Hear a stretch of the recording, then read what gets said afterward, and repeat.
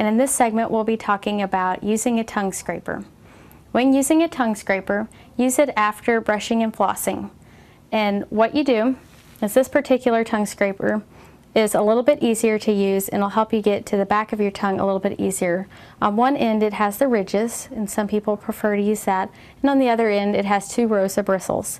And the point of the tongue scraper is that it helps to get the plaque that's on the tongue, because the same plaque that's in your teeth, in between your teeth, is also on your tongue.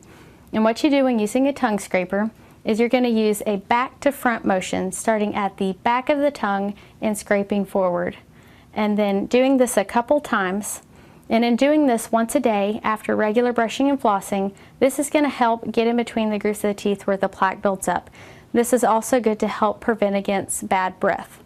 And one other thing that you can do is use a rinse. Put a little bit of rinse on the tip of the toothbrush and then use the same back to front scraping motion. If you don't have a tongue scraper, you can also just use your regular toothbrush and you would use the same motion, either vertically or horizontally, back to front a couple of times. And then after you use either your toothbrush or the tongue scraper, make sure to rinse it off thoroughly and store it in a cool, dry place.